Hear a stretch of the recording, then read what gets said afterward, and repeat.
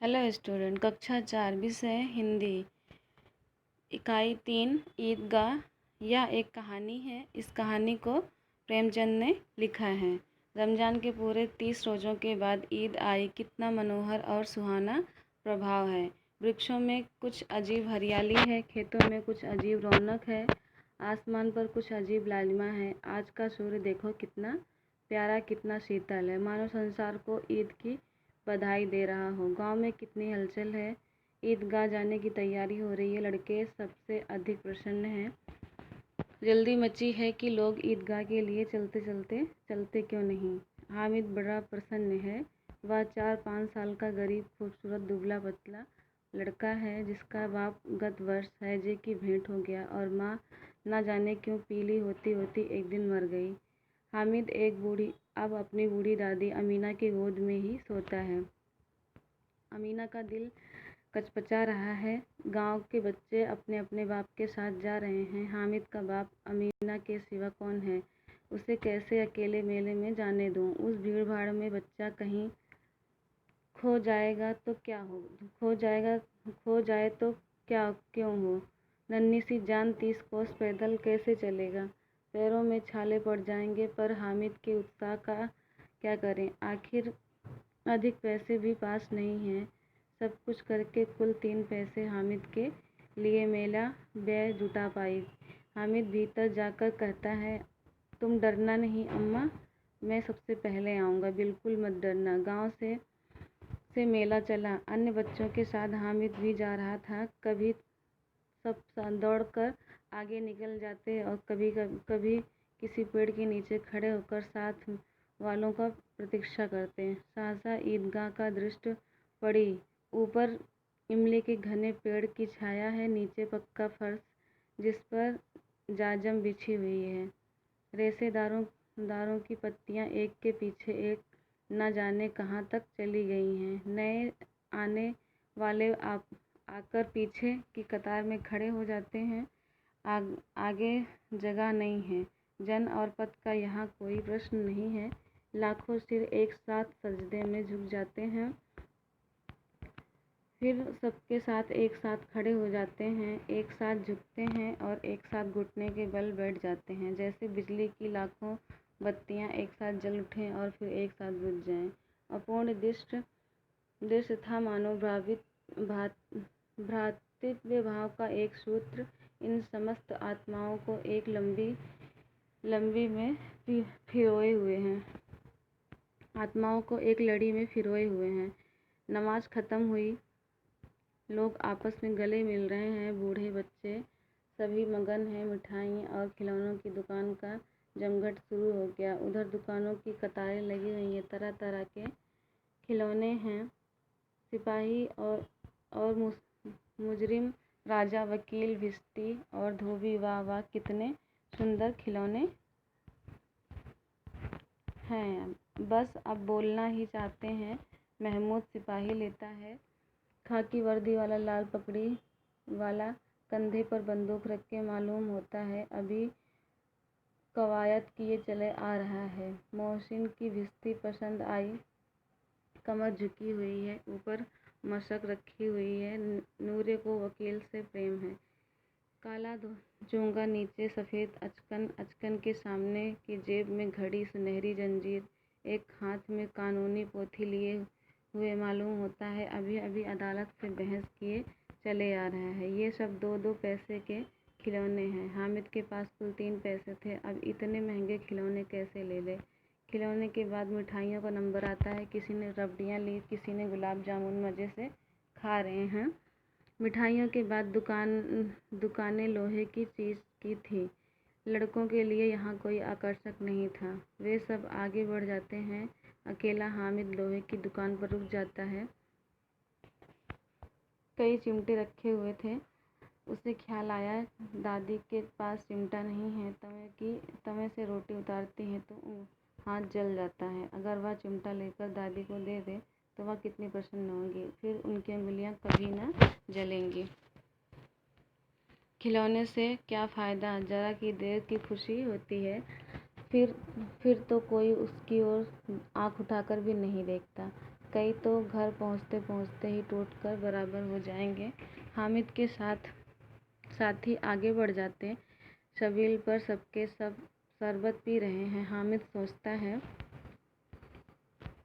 देखो कैसे ये सब इतनी मिठाइयाँ ले ली, किसी ने एक भी नहीं दी।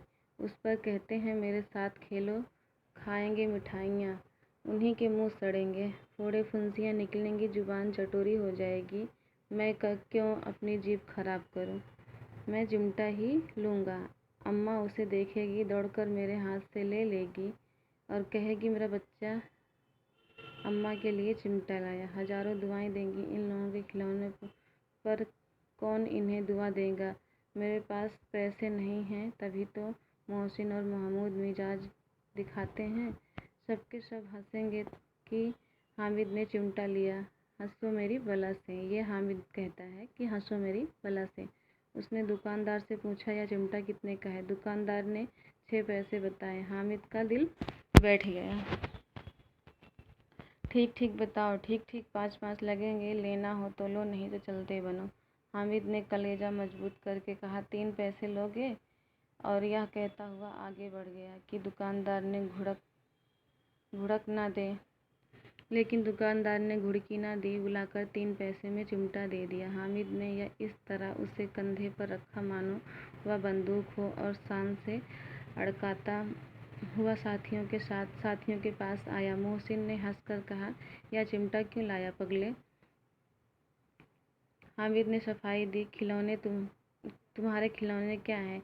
कोरी मिट्टी, जरा नीचे गिरी टूट फूट कर खत्म हो जाएंगे। अगर कोई शेर आ जाए तो मियाँ भिश्ती के छक्के छूट जाएंगे। सिपाही मिट्टी की बंदूक छोड़कर भाग जाएंगे। वकील साहब चोंगे में मुंह छिपा कर जमीन पर लेट जाएंगे। मगर यह चिमटा, यह बहादुर, यह रुस्तमे हिंद लपक कर शेर की गर्दन का सवार हो जाएगा और उसकी आंखें निकाल लेगा।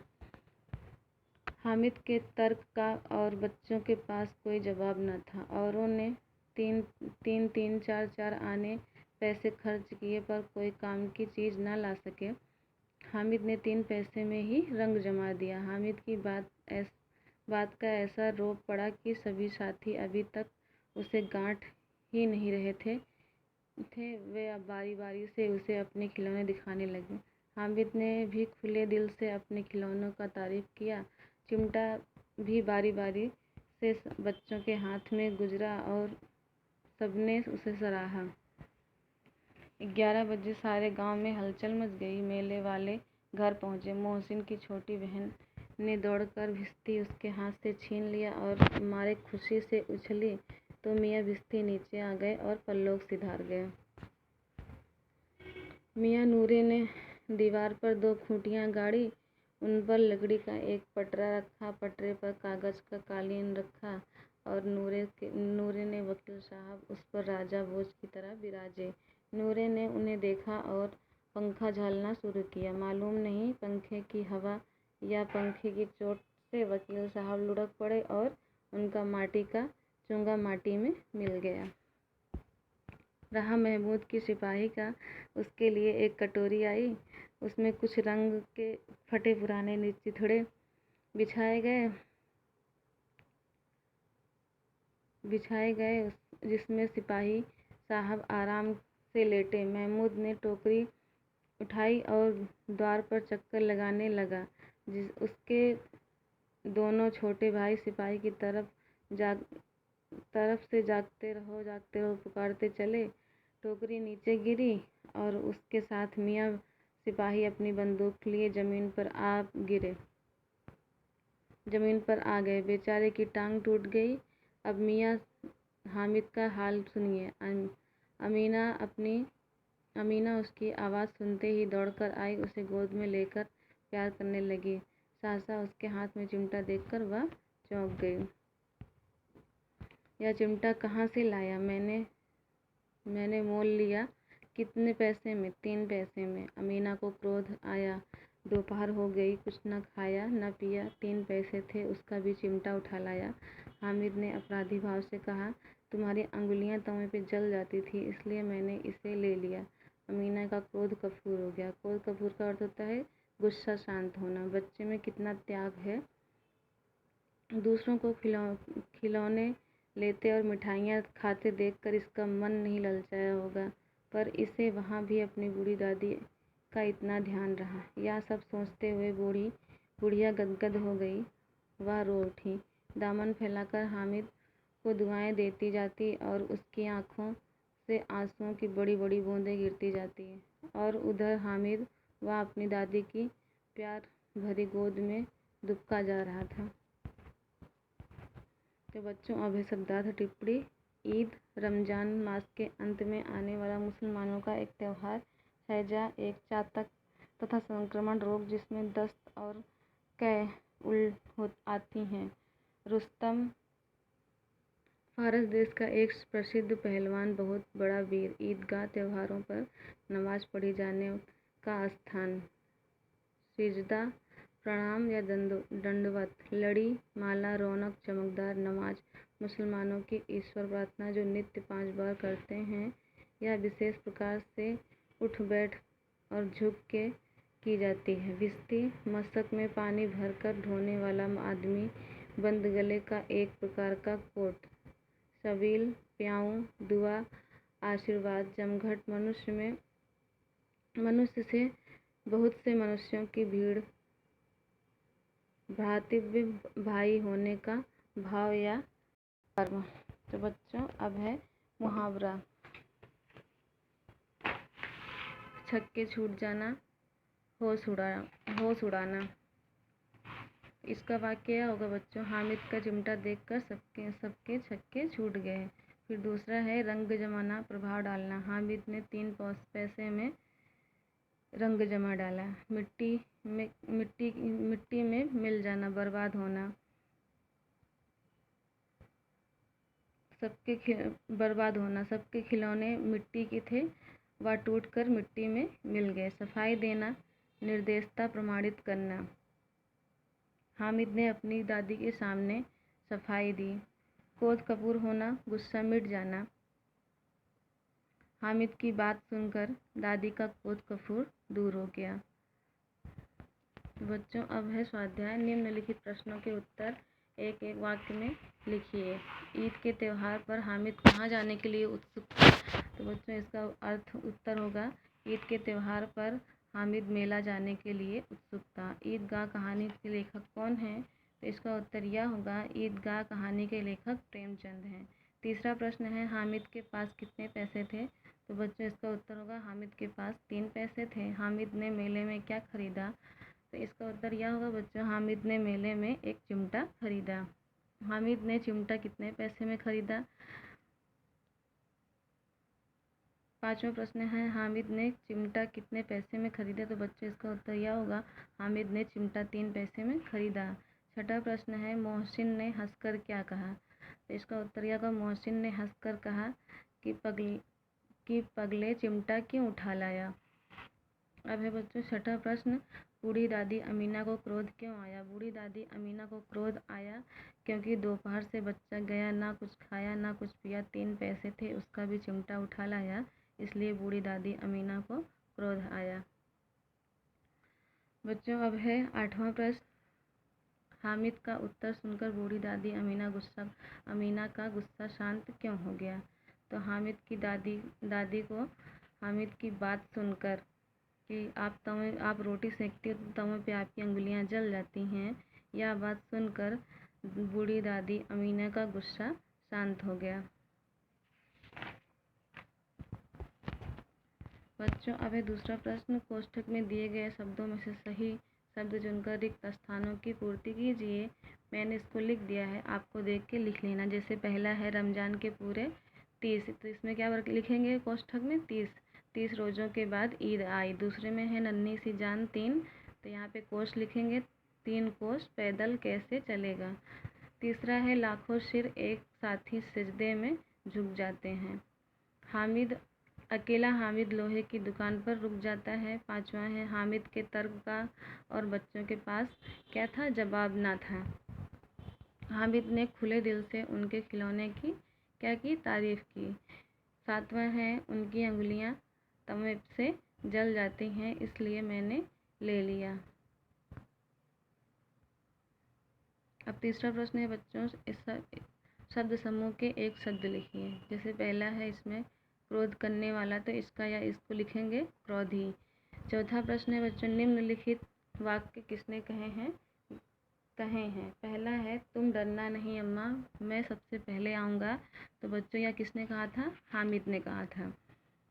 दूसरा है यह चिमटा क्यों लाया पगले, इसको कौन कहता है? इसको मोहसिन हामिद से कहता है। तीसरा है हमारे खिलौने क्या हैं? कोरी मिट्टी। तुम्हारे खिलौने क्या हैं? कोरी मिट्टी। तो यह कौन कहता है? हामिद कहता है। चौथा है ना कुछ खाया ना कुछ पिया, 3 पैसे थे उसका भी चिमटा उठा लाया। तो ये कौन कहता है? ये बूढ़ी दादी अमीना कहती है।